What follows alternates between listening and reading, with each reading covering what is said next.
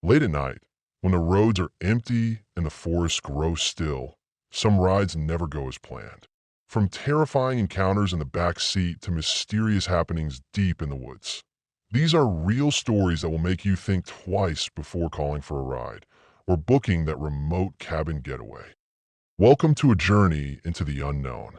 These are the scariest Uber, Lyft, and cabin horror stories ever told. 4 years of Uber rides. Most were forgettable. Drunks, weirdos, the occasional sweet old couple. But one ride, I still don't know if I imagined her. I still see her sometimes. And every time, she's wetter. It was late on a Sunday night. Downtown Seattle had just quieted down after a Seahawks game. I was about to call a night, just one last ride. Pickup, Industrial District.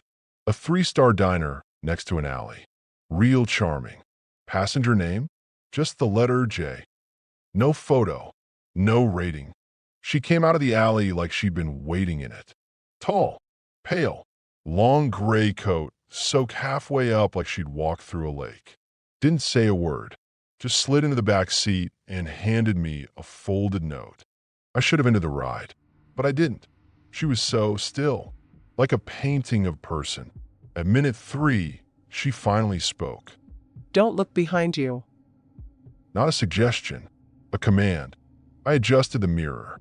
Her eyes were closed, but I swear something else was there. At minute 7, she asked me to stop by a gas station. She walked toward the alley beside it. Didn't look back. I waited a minute, then realized she hadn't paid. I went inside, asked the cashier if he'd seen a woman in a gray coat. He said, "You came in alone." I turned around. My car was empty, dry, no footprints, no note, like she'd never existed. I checked my dashcam footage. I watched myself drive away, alone. I watched myself talk to an empty back seat. The timestamp? Jumped. 11 minutes gone, like they were cut out. The ride was never logged. The app showed no record of Jay, no charges, no pickup, nothing. I deleted the app. Didn't sleep that night. 3 days later, I got another request. Same pickup, same diner, same time. I canceled it, blocked the user, but I still see her sometimes. Once crossing the street, once waiting at a bus stop. Same soak coat, same blank stare. She always finds me around 11:47 p.m. I never hear her walk up, but I always feel her behind me. And every time I close my eyes, I'm driving again, 11 minutes east, with something behind me I'm not supposed to see. Not all passengers leave the car, and not all rides end when the clock runs out. If you've had a ride you can't explain, maybe you never really drove away. I don't really share this story anymore. I used to do so back when it was fresh and I still thought someone would believe me. But after enough eye rolls and half-hearted, maybe it was just in animal comments, I stopped. Still it happened. And I remember everything. Every sound, every shadow, every godforsaken second. It was late October 2019. My girlfriend at the time, Mara, and I had been planning a quiet weekend getaway. We both worked stressful jobs. She was in accounting, I was in web dev, and we needed a break. Somewhere with no emails, no phones, no neighbors. Just us, trees, and maybe a wood-burning stove. Mara found the listing on Craigslist. It looked perfect. Small but cozy, deep in the Washington woods near Mount Rainier. The photos showed a fresh red cabin with white trim, new windows, a porch swing, even flower boxes. The kind of place you'd see on a postcard. It had this old-school charm without looking rundown. And it was cheap, almost too cheap. $100 for the whole weekend. Cash only. That should have been the first red flag. But we were excited and broke and tired of screens. So we booked it. The guy renting it called himself Greg. That's all. No last name. He sounded older, maybe 50s. Gave off hippie vibes over the phone. Told us he'd leave the key under a potted plant by the door and to just make ourselves at home. We packed light. Blankets, snacks, firewood, and 2 bottles of cheap wine. The drive from Seattle took about 3 hours. About 20 minutes from the cabin, we lost signal, which wasn't unexpected, but still left a pit in my stomach. Mara had printed directions, so we followed them like it was 1999. We joked about it. "Guess it's the only one," I said, chuckling. Mara was more quiet. She just nodded and kept driving. The road beyond the sign wasn't really a road. It was more like a path. Dirt, ruts, overgrown branches slapping the windshield. We inched forward in my Subaru for what felt like forever. Then we saw it, the cabin. But it wasn't the one from the pictures. This one was gray, weathered. The paint had peeled off decades ago. The windows were boarded up. Not just dirty boarded. No swing, no flower boxes. The porch was sagging, and one of the steps had collapsed in on itself. It looked abandoned. Or worse, like someone had tried very hard to keep something in. We stopped the car. "Is this it?" I asked, hoping Mara would say no. She pulled out the printout, compared the photo to the structure in front of us. It was the same. Same chimney. Same rock formation behind it. Same crooked fence on the left side. But in the photo, it had been new, bright, alive. Now, it looked like it had died and no one had told it. "This is it," she whispered. "This is the one from the listing." We sat there for a minute, engines still running. The sun was already dipping behind the trees. That part of the forest gets dark early. Shadows were starting to stretch across the yard like they were reaching for us. I got out of the car, walked slowly to the front steps. Leaves crunched under my boots, and the air smelled wrong. Not like rot, exactly. More like wet rust. Like old blood and pennies.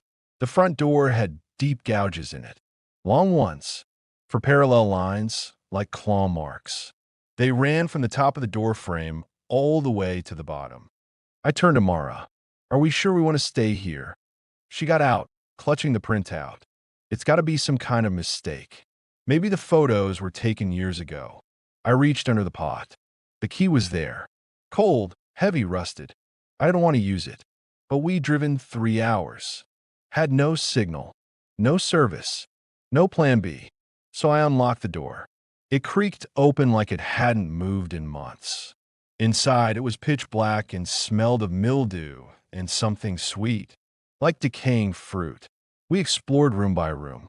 The living room had a broken couch covered in plastic and a fireplace filled with soot and cobwebs. The kitchen had a rusted-out sink, a fridge with the door half off its hinges, and a table set for 2, complete with dusty plates and silverware. It was like someone had set the table, then never returned. The worst part? The back door was open. Not wide open, just slightly ajar, swaying in the breeze. I stepped outside onto the back deck. The trees behind the cabin were dense. I couldn't see more than 10 feet into them. But I felt watched. Not like there's a bear nearby watched. I mean intelligent eyes. Tall, patient, waiting. I turned to tell Mara we were leaving. And that's when we heard it. A footstep upstairs. Heavy, slow, deliberate. Mara froze. "Was that?" "Yes," I said. "Yes, it was." We backed out together, slowly, flashlights shaking in our hands. As we crossed the threshold, I swear I heard a second footstep. Louder, closer. We didn't lock the door, just ran to the car and slammed the doors. We sat there, engine on, breathing hard. That's when Mara noticed something. She held up the printout and stared at the listing photo. The porch, the red paint, the flowers. "They're fake," she whispered.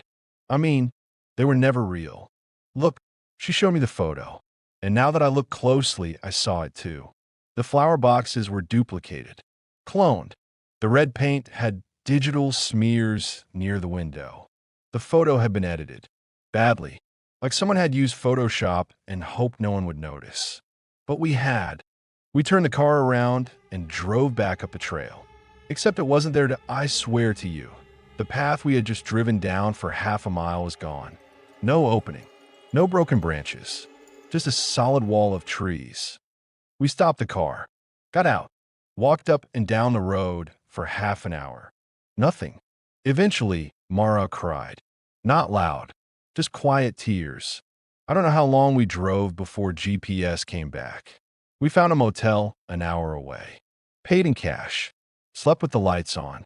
The next morning, I called the number from the Craigslist listing. It was disconnected. We tried to find a listing again. It was gone, completely scrubbed, like it had never been posted. Out of curiosity, or maybe a need to prove we weren't crazy, we went back a few days later, this time with a ranger. We explained everything. The turnoff, the sign, the cabin. He looked skeptical, but agreed to come.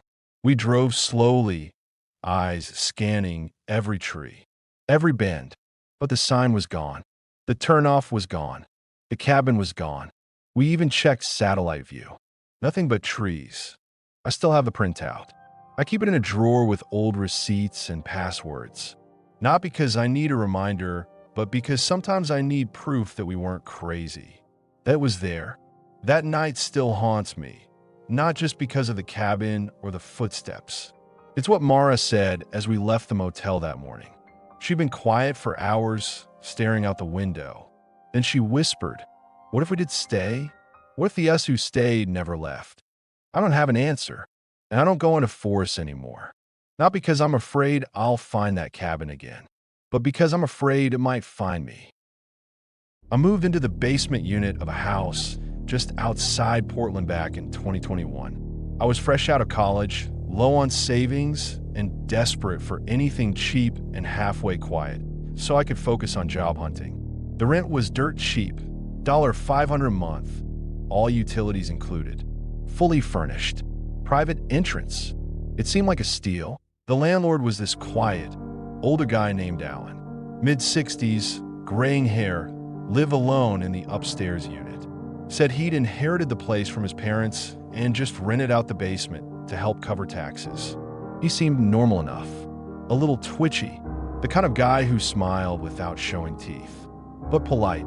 The basement unit wasn't glamorous.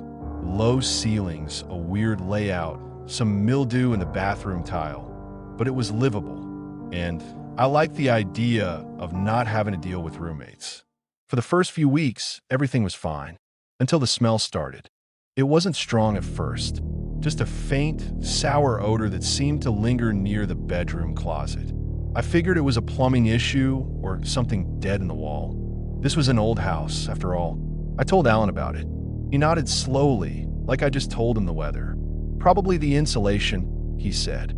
That whole back wall's full of junk my dad put in when he tried to winterize the place. I'll take a look when I get a chance. He didn't. Instead, the smell got worse. It was like rot. Moldy meat mixed with mildew and something metallic. It clung to my clothes. I had to keep the windows open at night, just to sleep. And then, about a week later, I started hearing noises.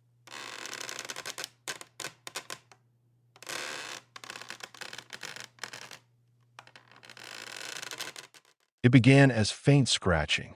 In the ceiling, mostly at night. Sometimes above the kitchen. Sometimes above the bedroom. I tried to convince myself it was mice, squirrels, maybe a raccoon. But mice don't whisper. The first time I heard it, I thought it was the TV. A soft, breathy voice, just at the edge of hearing. I muted everything and listened. The whisper came again. Low, wet, like someone trying to speak through a mouthful of water. I couldn't make out the words. I went upstairs to tell Alan. He opened the door in a bathrobe, holding a mug that smelled like whiskey. His eyes were bloodshot. "I'm hearing noises," I said, scratching and whispering in the ceiling. He blinked, then said something I'll never forget. "He's probably just curious." I stared at him. "What?" He shook his head. "Mice. Probably just mice. I'll set traps." He never did. The next night, I didn't sleep. I sat in bed, flashlight in hand, staring at the vent in the ceiling above me. Around 2 a.m., I heard breathing slow, shallow, coming from the vent. Not airflow, not wind, breathing. I stood on my bed, Aimed my flashlight up through the slats. Nothing. Hello. I whispered, and something whispered back. Don't tell him I'm here. I jumped off the bed so fast I hit my shoulder on the dresser. I didn't sleep that night, or the next. By the third night, I'd had enough. I called my brother, asked to crash at his place across town. He didn't ask questions. I packed a duffel bag and left by morning. But before I left, I checked the vent.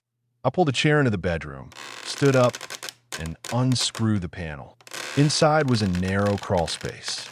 Dusty, dark, no insulation, just wooden beams and spider webs. And a handprint. My heart nearly stopped. I called the non-emergency police line, told them I suspected someone had been living in the ceiling or the crawl space. 2 officers came. They checked the vent, then asked to look in the attic. Alan wasn't home. They found the key under the mat and went in. The attic was clean. Empty, they shrugged. Said maybe I was tired, stressed. But as one of them left, he pulled me aside and said, If you're uncomfortable, you should leave. Cheap rent's never worth it. So I did. I stayed with my brother for a week while I looked for a new place. When I returned to pack the rest of my stuff, I brought a friend with me. Strength in numbers. The smell was worse than ever. As we were boxing on my dishes, my friend noticed something odd. A panel in the wall behind the coat rack, slightly ajar. He opened it and found a small service tunnel, maybe 3 feet high, leading behind the kitchen and bathroom walls. Inside, there was a mattress, stained, moldy, surrounded by empty water bottles and food wrappers. A flashlight, a notebook. We flipped through the pages. They were full of drawings. Faces, hundreds of them, wide-eyed, screaming. And in the back, a sketch of me, sleeping, from above. We left immediately. I called the police again. This time, they took it seriously. A week later, I got a call. They'd arrested someone, Alan's brother. He'd been hiding in the walls for months, wanted in 2 other states for assault and home invasion. The police said Alan had been letting him stay there secretly, off the grid, claiming he was sick and not ready to be in public again. They charged Alan for harboring a fugitive. I read the article in the local paper. They found more drawings, more observation tunnels carved between the walls. One of them led directly above the bed in the basement unit. I still don't know how often he watched me, how close he was when I heard the breathing, how long he'd been whispering through the vents. Sometimes, I think about what would have happened if I hadn't left, if I'd stayed one more night, if I'd woken up to find him standing at the foot of my bed, smiling. Some rides never reach their destination. Some cabins are never meant to be found. Thanks for watching. If you made it this far, you're braver than most. Got a horror story of your own? Drop it in the comments. We might feature it next. Until next time, stay safe and don't look in the rearview mirror.